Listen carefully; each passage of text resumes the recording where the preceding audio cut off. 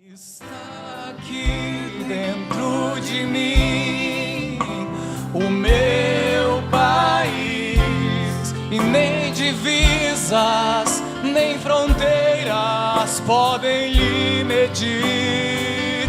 E sobre ele está um rei que governa a sua lei. É o amor.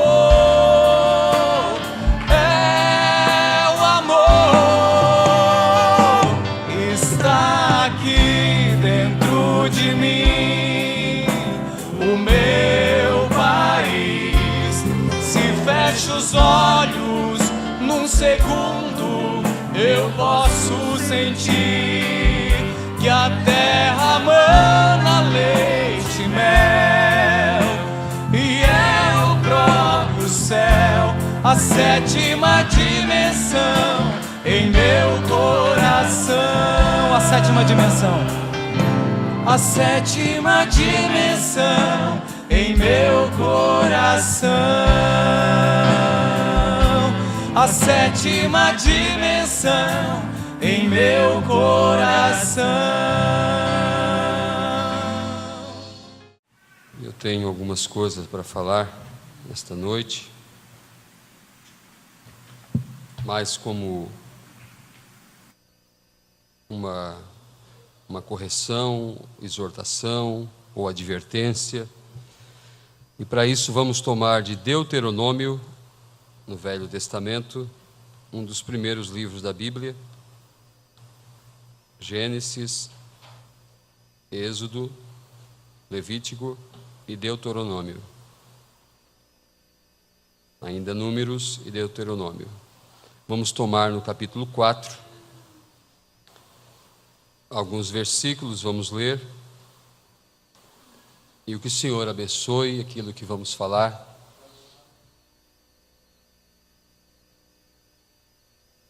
Capítulo 4, versículo 5. Vedes aqui vos tenho ensinado estatutos e juízos, como me mandou o Senhor meu Deus, para que assim façais no meio da terra, a qual ides a herdar. Guardai-vos, pois, e fazei-os, porque esta será a vossa sabedoria e o vosso entendimento perante os olhos dos povos, que ouvirão todos estes estatutos e dirão: este grande povo só é gente sábia e entendida.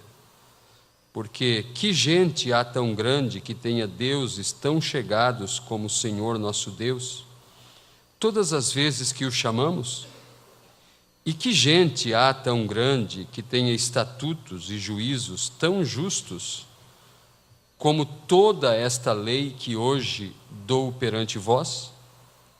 Tão somente guarda-te a ti mesmo, e guarda bem a tua alma, que te não esqueças daquelas coisas que os teus olhos têm visto, e se não apartem do teu coração todos os dias da tua vida, e as farás saber a teus filhos e aos filhos dos teus filhos. Eu quero tomar para a nossa meditação: guarda-te a ti mesmo, guarda a tua alma. Querido Deus, nos ajuda nessa noite, Pai.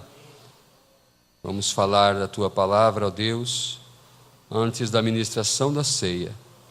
Venha partir o pão da vida para nossas almas, Senhor. Eu peço humildemente, no nome do Senhor Jesus Cristo. Amém. Podem se assentar, irmãos.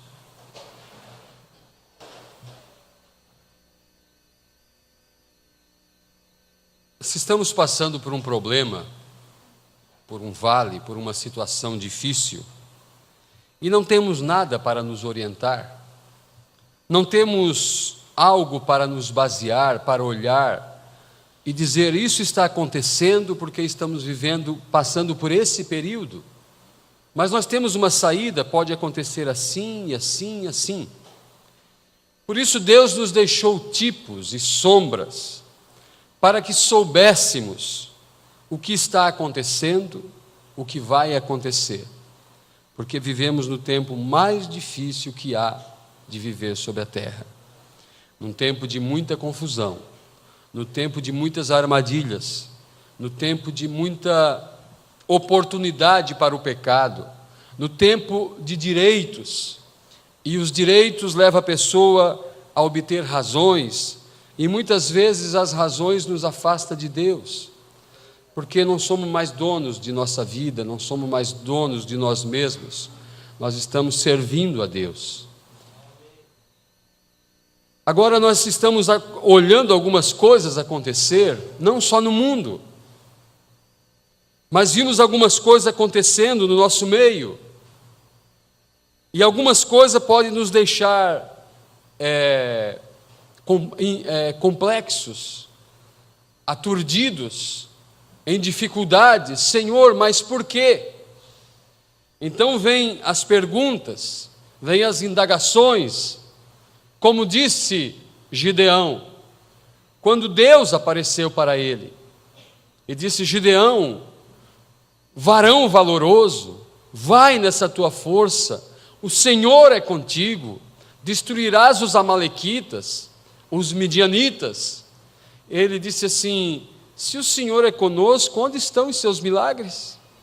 Ele duvidou, porque ele olhou para a situação, ele olhou para o momento que estava enfrentando, ele estava tão desanimado, ele estava tão desiludido, que mesmo ele ouvindo a palavra, o assim diz o Senhor, através de um anjo, ele ficou em dificuldade. Mas, se o Senhor é conosco, onde estão os milagres? E você pode se perguntar: se somos a noiva, por que está acontecendo isso? Se sou eleito, o porquê disto? Se somos a super igreja, a super raça, o exército invencível, por que o diabo está vindo nos derrotar? Agora então nós temos que parar e olhar os eventos modernos esclarecidos por profecia. E erroneamente aqui no Brasil tomou-se um costume de citar essa mensagem errada. Então cita-se: eventos modernos esclarecem profecia. O irmão Branham não falou assim. Eventos modernos, eventos atuais, acontecimentos atuais são esclarecidos por profecia. A profecia esclarece o momento atual. Não o momento atual esclarece a profecia. Não. Eventos modernos são esclarecidos por profecia. Ou seja, a palavra vem e nos diz o porquê que está acontecendo isso, o porquê que as nações estão se unindo, o porquê que as igrejas estão se unindo, o porquê que chegou um Papa agregador, unindo todas as religiões, o porquê que o mundo está em pé de guerra, o porquê disso e porquê daquilo, porque as profecias estão esclarecendo os acontecimentos modernos, atuais. E nós somos um povo, uma noiva, estamos aqui em um corpo de carne, em uma mente ainda sujeita a fraquezas, a complexos, a desânimos, e nossas pernas ainda estão sujeitas a tropeções e a quedas, mas devemos olhar, e devemos ver como que Deus trabalhou no passado. Se mesmo nós, errando em nosso ofício do dever, temos nossa chance, será que o Senhor nos abandonou? Será que esqueceu de todas as suas promessas? Será? Por exemplo, nós temos como olhar para trás e saber o que está acontecendo. No dia 7 de maio de 1946, o irmão Branham estava lá na caverna e o anjo do Senhor apareceu para ele e o comissionou com um ministério de cura, um ministério de maravilhas, que reuniria o povo, e depois, lá no final, Deus traria a abertura da palavra como trouxe. Agora, no mesmo momento que Deus está tratando com seu profeta na caverna, em 7 de maio de 46, a ONU está tratando dos documentos para que Israel, após a Segunda Guerra Mundial, retorne para a sua pátria. Porque se Deus está enviando um mensageiro para recolher uma noiva, Deus não está esquecendo-se de alguma coisa, porque os eventos modernos são esclarecidos por profecia. Só para nos ajudar nesse tipo, eu vou citar. Porque quando Noemi e sua família, Elimeleque, seu esposo, e seus 2 filhos, Malom e Quilion, deixaram a Judéia, deixaram a Palestina, deixaram Israel, devido a problemas, e foram para a terra dos Moabitas, e lá naquela pátria estranha, distante, eles tiveram uma mortandade em sua casa. Assim também os judeus, eles deixaram a Palestina, e eles vieram por todas as nações, e eles enriqueceram por toda a Europa, pela Polônia, pela Espanha, e em todas as nações. Mas Deus haveria de tratar com Israel. Então o que acontece com Noemi é um tipo. Ela volta para a sua casa, sem o esposo, Elimeleque, sem Malom, um filho, sem Quilion, um filho, despede suas noras, órfã, beija sua sogra e se vai para a sua casa, para a casa de seus parentes. Mas Ruth se apegou a ela e disse: eu não te deixarei. Teu povo é meu povo, teu Deus é meu Deus. Onde tu dormires, eu dormirei ali. E não deixou dela e voltou junto. Veja, Noemi é Israel, Ruth, a Moabita, é a igreja gentia. E Deus agora está trazendo elas, como Deus, a partir de 1946, começa a tratar com 2 povos. E quando Noemi volta, a herança de Noemi é redimida por um parente seu, Boaz, um homem poderoso de Judá, o dono daqueles campos. Mas antes que Boaz redimisse a propriedade, a terra, os bens de Noemi, ele teve que casar-se com Ruth. Antes que Boaz, Jesus Cristo, traga a redenção aos 144 mil, que voltaram para a sua terra após a mortandade, após Hitler, Reichmann, ter assassinado 6 milhões de judeus durante a Segunda Guerra, a mortandade que houve, agora os 144 mil estão em sua terra. Se eles estão em sua terra, eles estão esperando a redenção. E se Boaz é Cristo, então Boaz tem que casar com Ruth primeiro. Então nós olhamos esses quadros porque os 7 selos, e propriamente o 7º selo, destravou a Bíblia inteira. Foram chaves que escancarou o livro. Então nós podemos olhar para nós e olhar algumas coisas.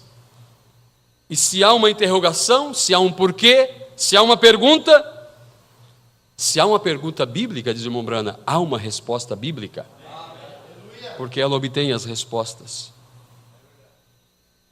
Vivemos os dias após o profeta. Então temos que nos situar na história. Vivemos nos dias após a saída do profeta. Quando o profeta veio e tirou um povo da escravidão denominacional. Assim como Moisés foi enviado a Israel e tirou um povo do Egito. E Moisés passou com eles pelo mar. E este profeta que nos foi enviado no 3º êxodo, passa conosco pelas águas de Atos 2:38. A Bíblia diz que eles foram batizados em Moisés quando cruzaram o mar. Então a primeira coisa que fazemos, quando decidimos deixar Babilônia ou o Egito, nós somos batizados em nome de Jesus Cristo. Aí caminhamos por um período seguindo as pegadas do profeta pelo deserto. Então lemos, porque não somos uma denominação. Lemos a estatura de um varão perfeito. Lemos a série aos Hebreus, para que foi dado o Espírito Santo, a adoção, o que é o Espírito Santo, e todas aquelas mensagens que trouxeram o estabelecimento da igreja, para que quando eles entrassem na terra, eles soubessem como se comportar. Assim Deus deu suas leis, por Moisés ao povo, e nós temos Levítico, Números, Deuteronômio, as leis de Deus para Israel. Então nós temos as mensagens de Deus. Moisés recebia a palavra de Deus lá na montanha, quando se encontrava com um pilar de fogo, quando era envolvido pela nuvem, e ele descia e pregava ao povo.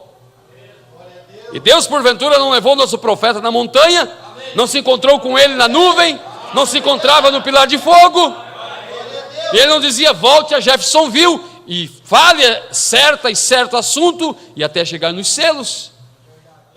Então nós somos não a sombra, somos a realidade daquilo.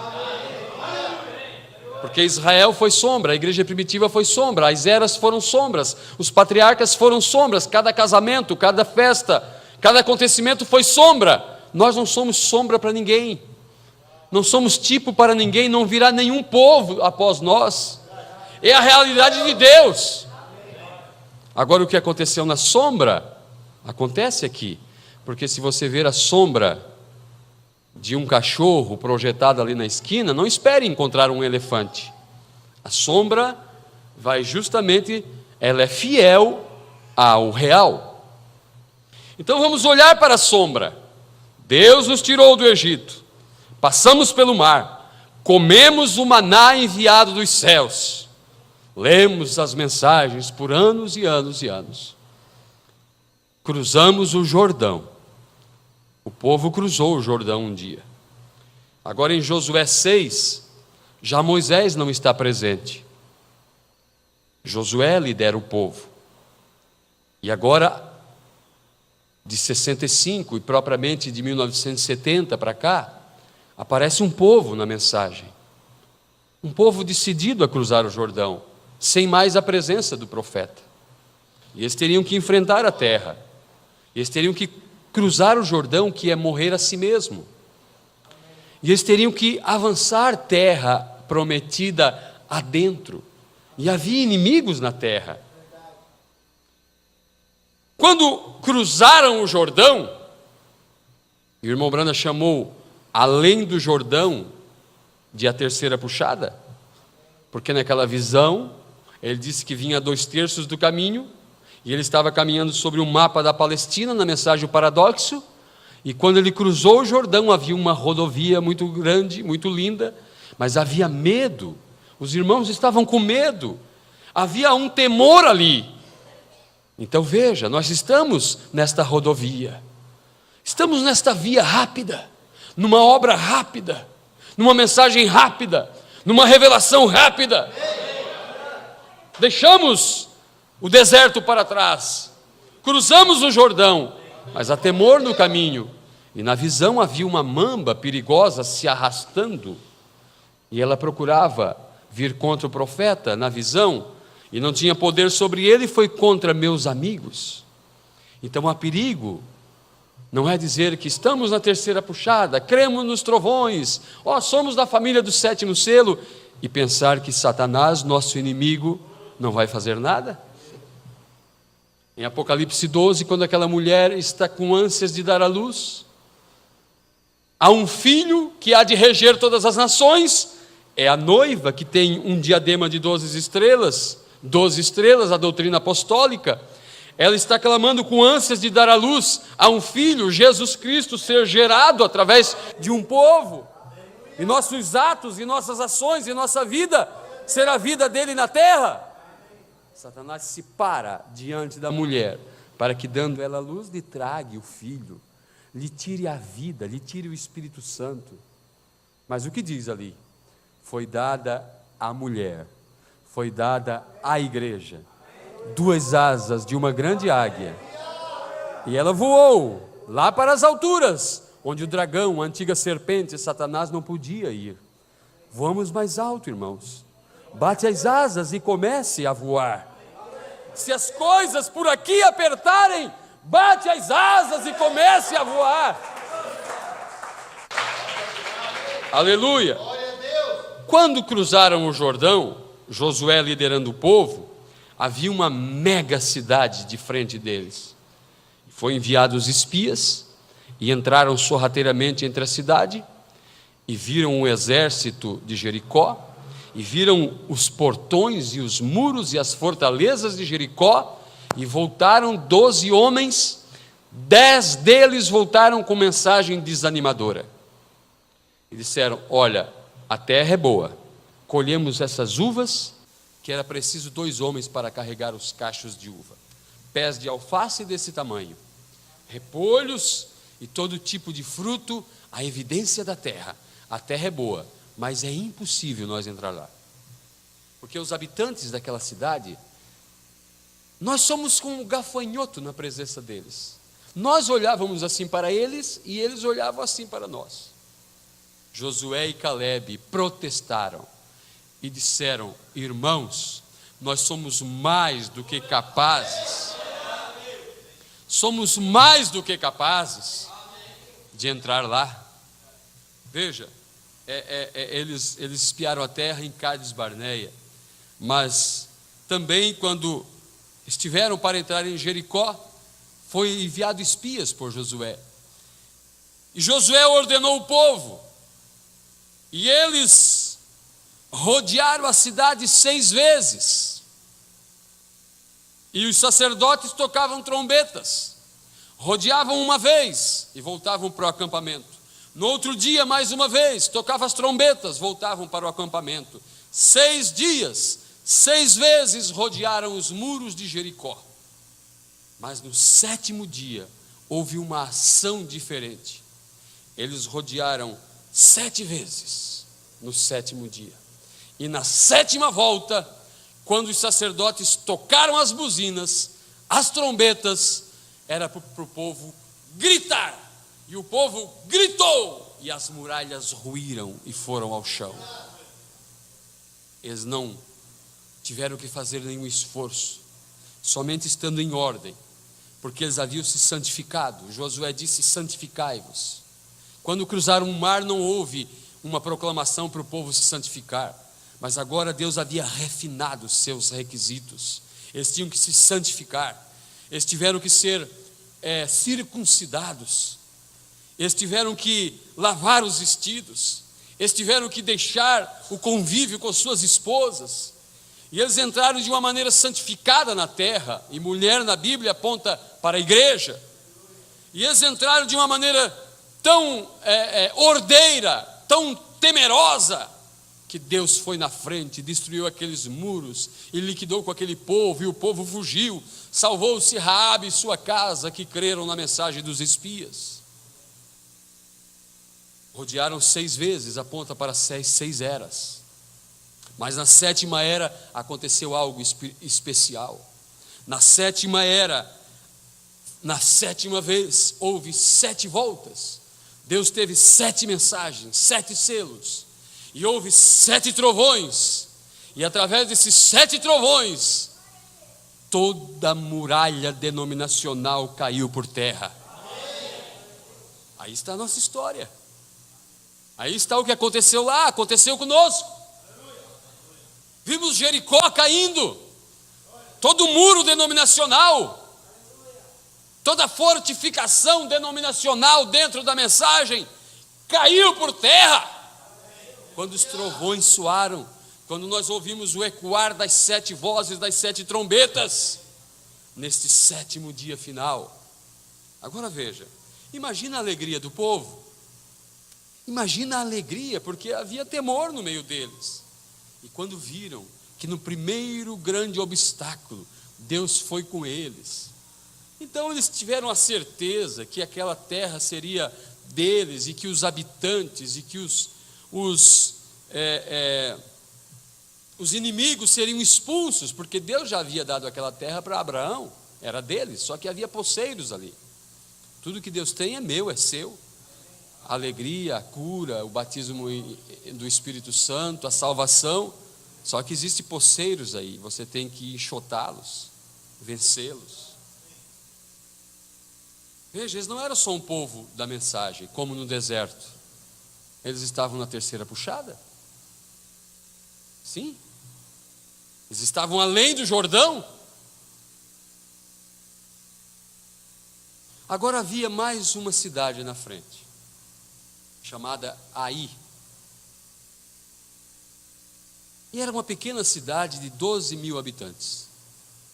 E Josué envia espias. E os espias voltaram e disseram a Josué: Josué, não canse demasiadamente o povo. Envia uns 2.000 homens, ou no máximo 3.000 homens, que é suficiente para vencer aquela cidade. E lá foram talvez os 2.500 homens, para vencer a pequena cidadezinha que não era nada comparada a Jericó. E eles foram, confiantemente, na certeza que a vitória seria garantida. Passaram uma vergonha, morreram muita gente, os que não morreram saíram fugidos dos habitantes de Ai e ficaram envergonhados. Quando chegaram para Josué, Josué disse: mas isso não é possível, há alguma coisa errada. Deus nos prometeu que nenhum inimigo pararia diante de nós. Josué pode ter dito: nós somos a super raça. Não disse Moisés, o profeta: que povo há como nós, que clama por seu Deus e o seu Deus responde? Deixe os povos dessa terra saber disso, eles estão amedrontados, porque sabe que saímos do Egito, o Egito era os Estados Unidos daquele tempo, sabe que o mar se abriu, sabe que não plantamos, não colhemos e Deus nos sustentou no deserto, sabem de tudo isso. Eles estão batendo os joelhos diante de nós. E assim estavam os moradores de Jericó, porque Raabe disse: o povo dessa cidade está morrendo de medo de vocês. E eu sei que o vosso Deus é o grande Deus. E os espias disseram para Raabe, a prostituta: coloque um sinal na tua janela. Crês? Creio. Disse o irmão Branham que aqueles moços enviados por Josué rodaram algumas fitas na casinha da Raabe, ela chamou seus familiares e eles aceitaram a mensagem. E veja, eles tiveram uma inspiração, porque no Egito foi sangue carmesim. E eles olharam, não tinha sangue, não tinha uma ovelha, estavam escondidos ali. A mulher escondeu eles, porque queriam se apossar deles, os soldados, a investigação que correu ali em Jericó. Então se abrigaram na casa de uma prostituta. Era normal o homem entrar e sair dali.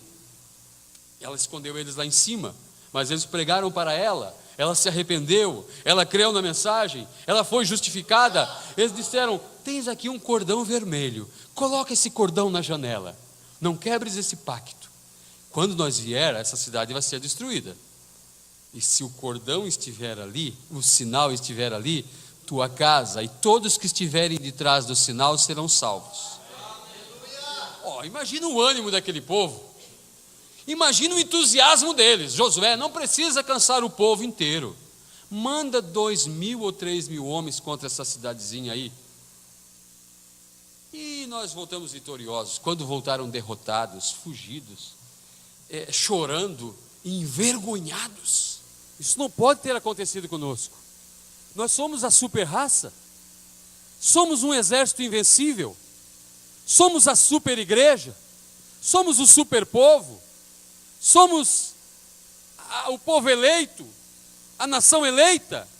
Como que fomos derrotados? Como que fomos envergonhados diante de nossos inimigos? Isso aqui é a ação do inimigo para desfazer o caminho. Mas você tome a sua ponta aí. Amém. Vamos ficar aqui, porque estávamos atingindo um ponto importante aqui. Josué disse: alguma coisa errada está. E Josué havia dito: não tomem desse povo nada, nada do anátema.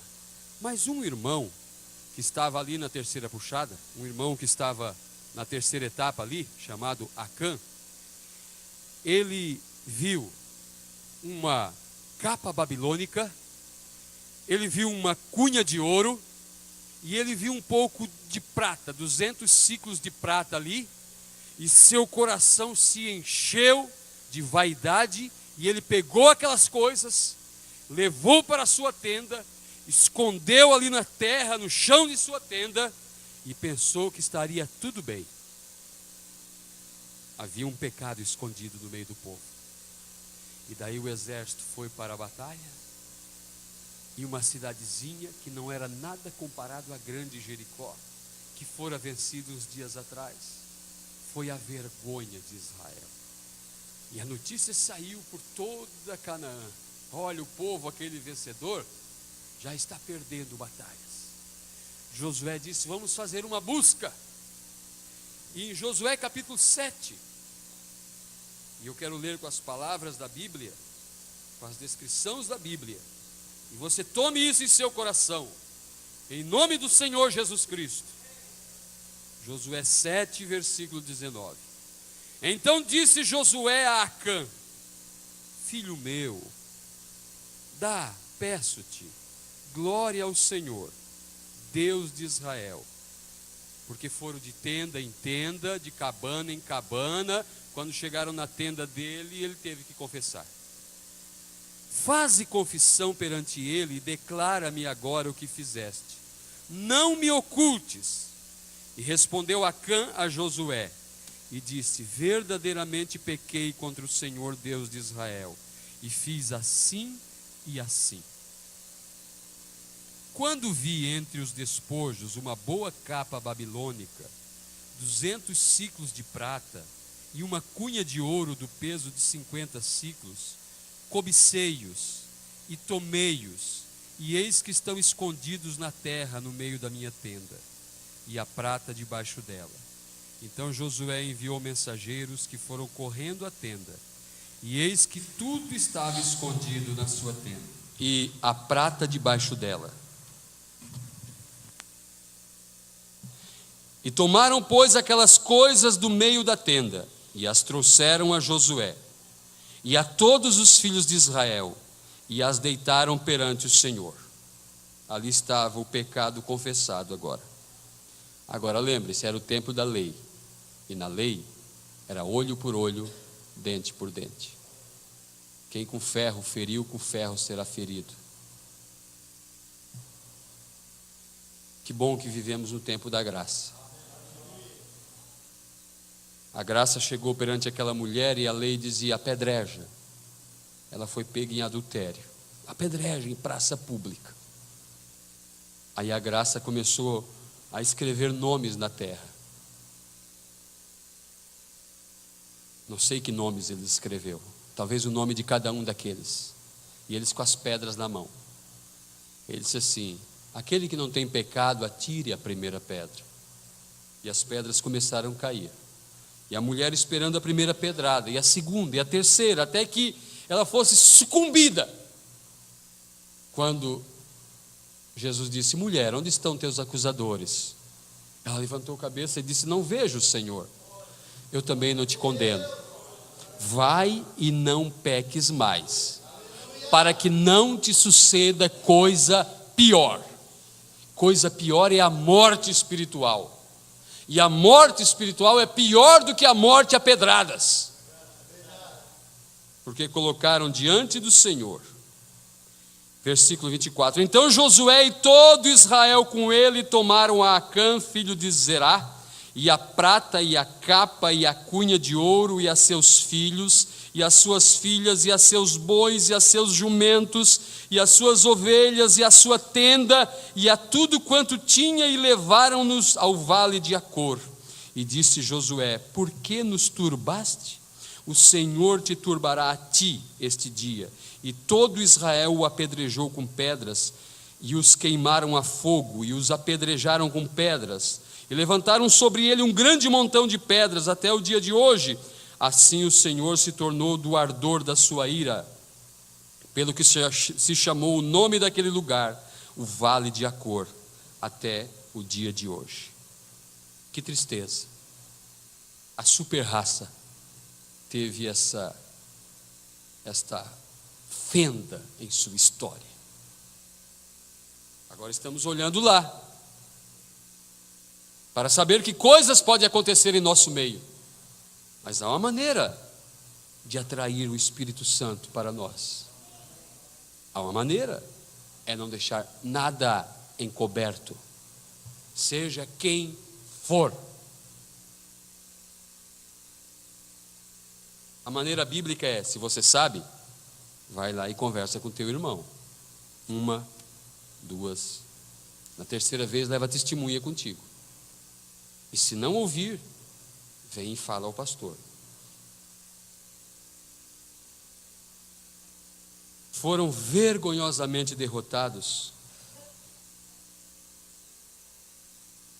Agora, em Josué 8, agora eu quero enaltecer a prudência agora do povo, porque a cidadezinha estava lá, e eles se fortificaram e disseram: se eles vierem novamente, nós enxotamos eles, e vamos liquidar com esse povo.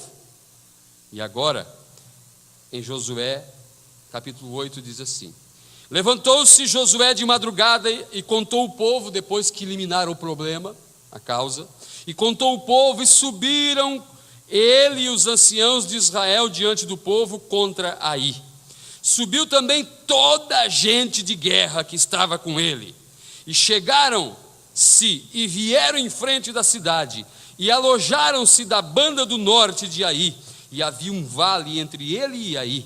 Tomou também alguns 5.000 homens e pôs-lo em Betel e Ai, entre Betel e Ai, e em emboscada ao ocidente da cidade. E puseram o povo todo o arraial que estava ao norte da cidade, e a sua emboscada ao ocidente da cidade. E foi Josué aquela noite ao meio do vale. E sucedeu que, vendo o rei de Ai, se apressaram e se levantaram de madrugada, e os homens da cidade saíram ao encontro de Israel ao combate, ele e todo o seu povo, ao tempo assinalado perante as campinas, porque ele não sabia que se lhe houvesse posto emboscada detrás da cidade. Josué, pois, e todo Israel se houveram como feridos diante deles, e fugiram pelo caminho do deserto. Aí a estratégia de guerra. Quer vencer o inimigo? Ele tem artimanhas. Você precisa ter estratégias, e a palavra te ensina a ser prudente, a ser sábio.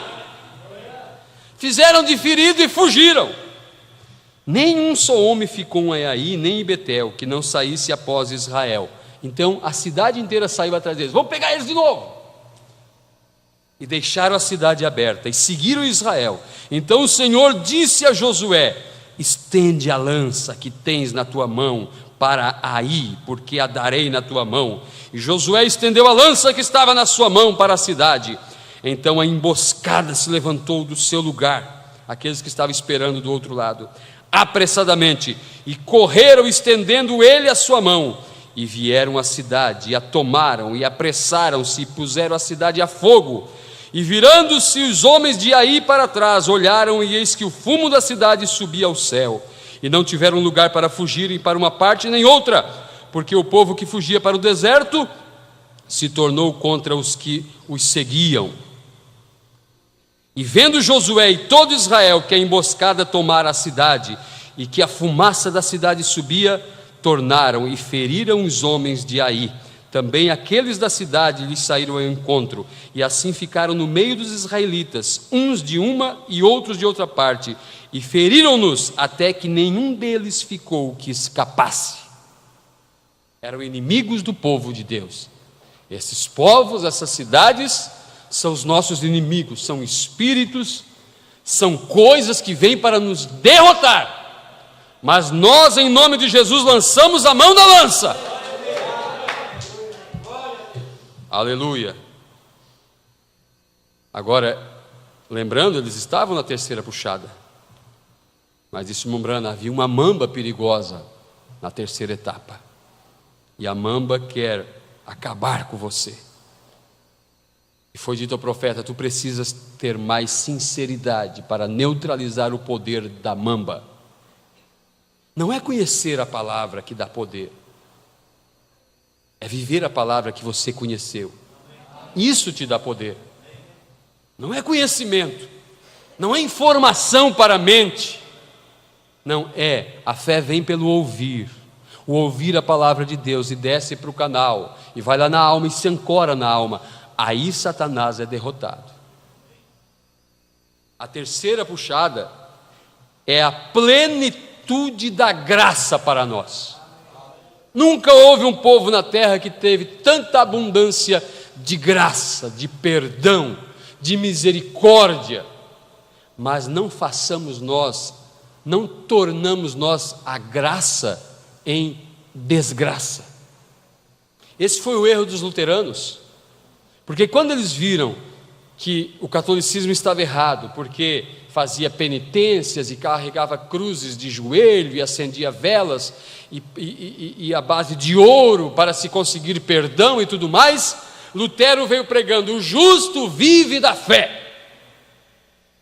Mas aquilo foi tomado de forma pervertida com o passar do tempo. E eles caíram numa frouxidão, num relaxamento, que eles diziam: sou salvo, vivo da fé, creio na palavra.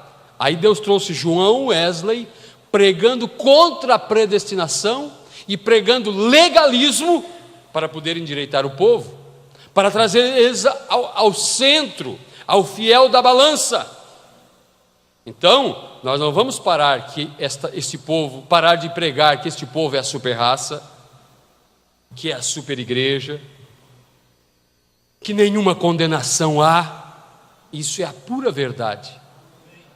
Nenhuma condenação há para aqueles que estão em Cristo Jesus. Se andarmos na luz, não fora da luz, não nas trevas, não em pecado, não em deleites do mundo, se andarmos na luz, como Ele na luz está, temos comunhão uns com os outros, e o sangue de Jesus Cristo nos purifica de todo o pecado. Mas se andarmos na luz,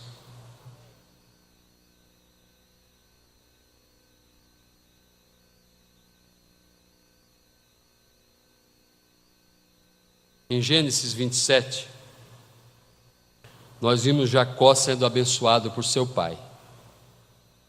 Quando Deus, no transcorrer da Bíblia, aparecia para alguém,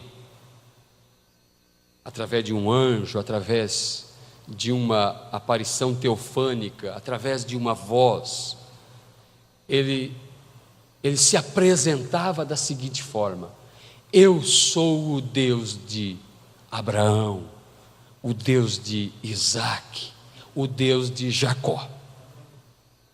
Deus não se envergonhava em dizer que era o Deus de Abraão, mesmo que Abraão mentiu, o Deus de Isaac, mesmo que Isaac também mentiu, e o Deus de Jacó, que quer dizer enganador. Não, Deus nunca teve dificuldade com isso. Mas Jacó, ele foi abençoado por seu pai Isaac, naquela trama que ele fizera com sua mãe, porque ele amava muito a primogenitura, e seu irmão Esaú não dava a mínima. Eu estava pensando hoje, meditando, algumas pessoas dizem: eu não sei porque essa euforia, eles ficam eufóricos, porque por causa da nuvem, e por causa da terceira puxada, por causa do Filho do Homem, eles ficam eufóricos, e eu já sabia disso aí há tanto tempo. Sabia e não causou nenhuma euforia? Esaú, ele por direito tinha a bênção da primogenitura. Não estaria o nome de Jacó como cabeça de tribo, não, estaria Esaú, seu irmão. Deus teria que dizer: eu sou o Deus de Abraão, o Deus de Isaac, o Deus de Esaú. Só que Esaú, sabia disso e não dava mínima. Só que Jacó, quando descobriu que a primogenitura dava direitos a ele, e que era algo muito maravilhoso, e aquilo encantava a sua alma, ele disse: eu vou ter que dar um jeito de receber essa revelação, eu vou ter que dar um jeito de adquirir isso para mim. Vocês conhecem a história, tudo que ele fez para conseguir a bênção. E quando Esaú chegou para ser abençoado, Isaac, que estava cego, era um tipo do amor, que não viu aquele truque barato. O amor tudo crê, o amor facilmente é enganado, não suspeita mal. Quem que está aí? É teu filho Esaú, pai. Achegue-te. Aí colocou as mãos nos braços, e os braços de Esaú era peludo, e de Jacó era liso. E Jacó, junto com sua mãe, colocou as peles de algum animal aqui no braço. Isaac apalpou e disse: a voz é de Jacó, mas o cheiro e os braços é de Esaú, porque ele estava com as vestes de Esaú. Vem aqui, vou te abençoar. E deu a bênção patriarcal como primogênito para o filho mais novo. Quando Esaú chegou, porque Isaac já estava para morrer, e ele foi para ser abençoado: pai, sou o teu filho Esaú. vim buscar minha bênção. Aí o velho, meu filho, teu irmão veio aqui e já levou a tua bênção. Pai, me abençoa! Não posso, eu já dei a bênção para ele. Abençoou com uma proporção menor, mas a bênção maior foi para Jacó. Jacó quer dizer suplantador, enganador, trapaceiro. Em Gênesis 28, Jacó, em sua fuga, porque seu irmão agora queria o pescoço dele, em sua fuga, que vai levar 20 anos para eles se depararem frente a frente novamente, ele faz de uma pedra seu travesseiro, pedra é revelação, e ele tem um sonho com uma escadaria de marfim e anjos descem e sobem, do céu até a terra. E Deus começa a tratar com Jacó de maneira espiritual. Jacó vai em seu caminho. Em Gênesis 29 e 30, Jacó para-se na terra de Labão, e daí foi uma briga, porque Labão era trapaceiro, Jacó era trapaceiro, e ele apaixona-se por Raquel, a mais nova de Labão, e Labão diz assim: trabalha 7 anos para mim que tu tens a mão dela em casamento. E ele, 7 anos de trabalho para o seu sogro. No fim dos 7 anos tiveram a festa do casamento, a noiva usava um véu, entravam na tenda depois da festa, e ele, quando chegou de manhã, olhou, não era Raquel, era Leia, a mais velha, e ele ficou enfurecido, e foi lá falar com o velho sogro: mas que negócio é esse? Disse: não sabes tudo, costume nosso? A filha mais velha sempre tem que casar primeiro. Trabalha mais 7 anos que eu te dou a mais nova. Ele trabalhou mais 7 anos. A poligamia era permitida, e ele 14 anos, então depois de 14 anos, e naqueles 14 anos ele enriquece ali, porque as ovelhas malhadas eram dele e as lisas eram de seu sogro. Ele tinha um esquema lá de raspar as ramas e colocar na água, e as ovelhas prenhas olhavam para a mancha e saiu tudo manchada, se as deles eram manchadas, e se era lisa, era tudo lisa, e era sempre mais ovelha dele do que de seu sogro. Jacó, enganador, enriqueceu, mas Deus manda ele voltar para a sua terra, porque ele era Jacó, mas Deus era com ele, a bênção estava sobre ele, e olha, irmãos, e Deus não tem outro povo para levar para o rapto, não, é nós mesmos. Se temos defeito, o problema é nós mesmos que vamos.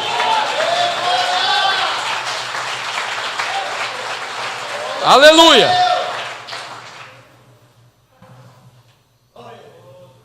Aí em Gênesis 31, Deus manda ele voltar, e Raquel, que gerou para Jacó José e Benjamim, que eram os filhos mais queridos dele, por ser da esposa que ele mais amava.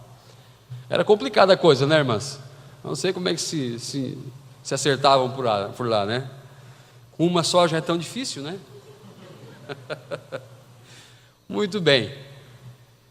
Quando chegou no dia da saída, ele saiu às escondidas de seu sogro, e Raquel roubou os ídolos de seu pai e escondeu os ídolos em seu camelo ou em seu jumento.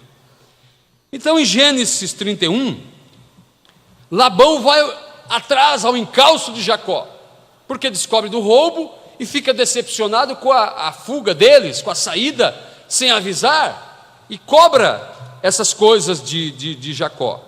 E nós lemos assim, Gênesis 31, 26.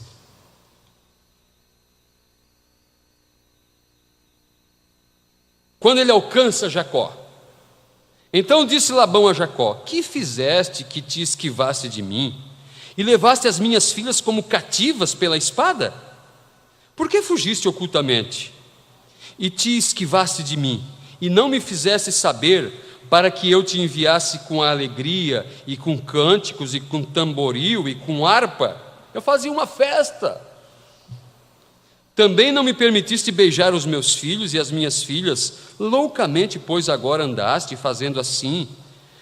Poder havia em minha mão para vos fazer mal, mas o Deus de vosso pai me falou ontem à noite, dizendo: guarda-te que não fales a Jacó nem bem nem mal. Deus avisou ele: não vá contra Jacó. Não quer falar bem dele, não fala, mas não fala mal também. E agora, se te querias ir embora, porquanto tinhas saudades de voltar à casa de teu pai, por que furtaste os meus deuses, os meus ídolos? Então respondeu Jacó e disse a Labão: porque temia, pois que dizia comigo: se porventura me não arrebatarias as tuas filhas. Eu temi que, se eu dissesse: eu vou voltar para a casa de meu pai, e você ia segurar as tuas filhas contigo, minhas esposas.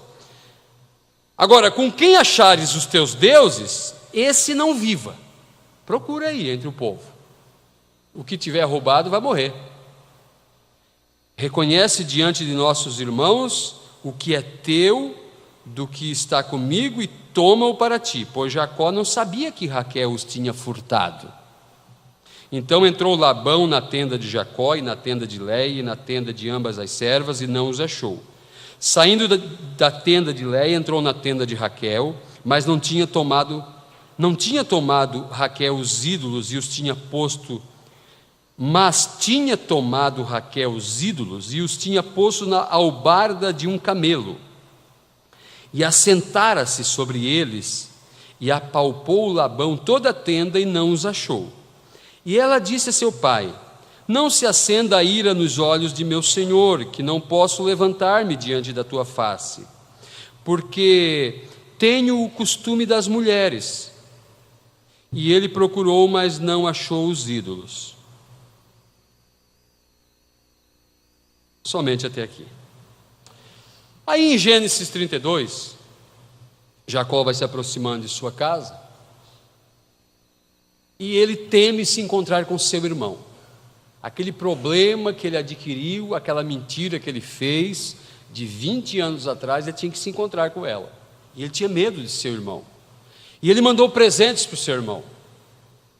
Seu irmão não se aquebrantou com os presentes. E ele mandou os seus filhos, talvez ao ver os sobrinhos, ele quebrante seu coração, é que não moveu Esaú. Então Jacó desceu o vale de Jaboque sozinho, conhece a história.